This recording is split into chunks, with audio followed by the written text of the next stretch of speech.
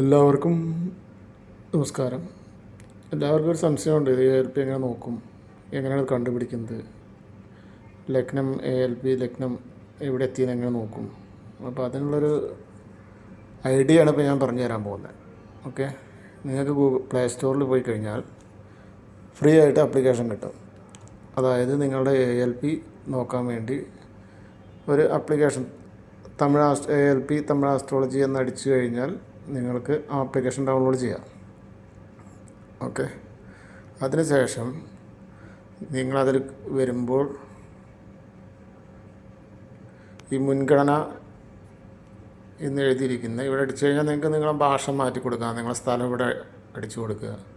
അങ്ങനെ ഭാഷ നിങ്ങൾക്ക് ഏതാ വേണ്ടിച്ച് ഭാഷ അടിക്കേണ്ടത് ഭാഷ മാറ്റി മലയാളത്തിലേക്ക് ആക്കുക. ഓക്കെ, അപ്പോൾ അത് മലയാളമായി പോകും. മലയാളമായി കഴിഞ്ഞാൽ തിരിച്ച് നിങ്ങൾ അവിടെ തന്നെ വരിക. അത് കഴിഞ്ഞ് നിങ്ങൾ ഡേറ്റ് ഓഫ് ബർത്ത് ഇവിടെ അടിച്ചു കൊടുക്കുക. ഇതേമാതിരി തന്നെ എല്ലാ കേസുകളും അതിലുണ്ടായിരിക്കും. അപ്പോൾ അതിൽ ഇതേമാതിരി ഡേറ്റ് അടിക്കുക. ഇപ്പോൾ 14/5/1980 4/7 AM എന്നടിച്ചു കഴിയുമ്പോൾ പാലക്കാടാക്കണത്.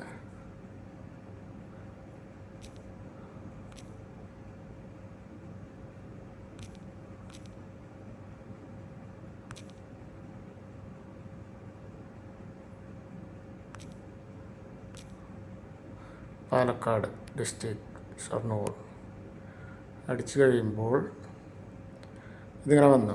ബാക്കി നിങ്ങൾക്കൊന്നും നോക്കേണ്ട ആവശ്യമില്ല, ആണോ പെണ്ണോ എന്നുള്ളത് നോക്കുക. അത് കഴിഞ്ഞ് ഓപ്പൺ ചെയ്ത് കഴിഞ്ഞാൽ നിങ്ങളുടെ പഴയ ലഗ്നം, നിങ്ങൾ ഏത് ഫ്രീ ആപ്ലിക്കേഷനിൽ പോയി അടിച്ചു കഴിഞ്ഞാലും നിങ്ങളുടെ ലഗ്നം എന്ന് എഴുതിയിരിക്കുന്നത് ഈ മീനത്തിലായിരിക്കും. റെഡ് മാർക്കിട്ടിരിക്കുന്നതാണ് പഴയ ലഗ്നം. ഓക്കെ, അവിടെ എല്ലാം എഴുതിയിട്ടുണ്ടാവില്ല. ഓക്കെ, പിന്നെ അവിടുന്ന് വന്ന് നേരെ താഴെ പോയി കഴിഞ്ഞാൽ ഇവിടെ കാണാൻ നിങ്ങൾക്ക് ഈ നീല കളറിൽ എഴുതിയിരിക്കുന്നില്ലേ ALP.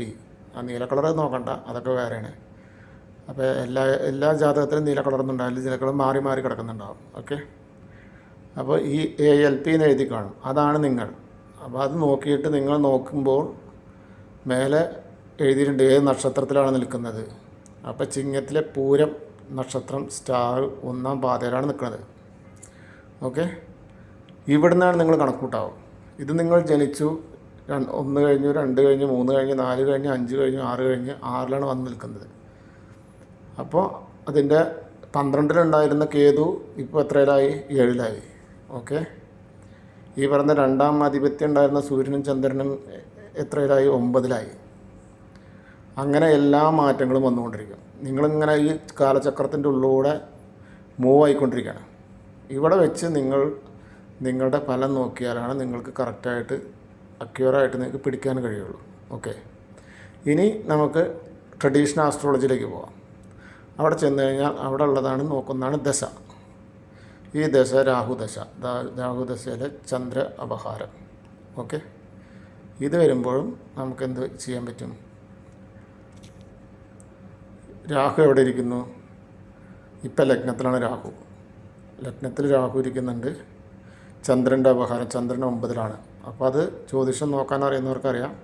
9-ൽ ചന്ദ്രൻ വന്ന സൂര്യൻ്റെ കൂടെ വന്ന സൂര്യനും ലഗ്നാധിപതിയും അപഹാരനാഥനും എല്ലാം 9-ാം ആധിപത്യത്തിൽ വന്നു കഴിഞ്ഞാൽ 9-ാം ഭാവത്തിൽ വന്നാൽ എന്തായിരിക്കും ഫലം എന്നുള്ളത് ജ്യോതിഷം നോക്കുന്ന ആൾക്കാർക്ക് മനസ്സിലാവും.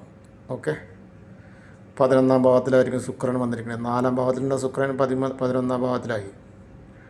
ഓക്കെ, 4-ാം ഭാവത്തിൽ മാന്തി. അഷ്ടമത്തിലാണ് ഇപ്പോൾ ശനി നിൽക്കുന്നത്. ഗോചാരശനി ഇപ്പോൾ അഷ്ടമത്തിലാണ് നിൽക്കുന്നത്. ഓക്കെ, ഗുരു 12-ലാണ്. ഗോചാരവശാൽ നോക്കിയാൽ ഗുരു 12-ലുണ്ട്. ബുധനും കേതുവും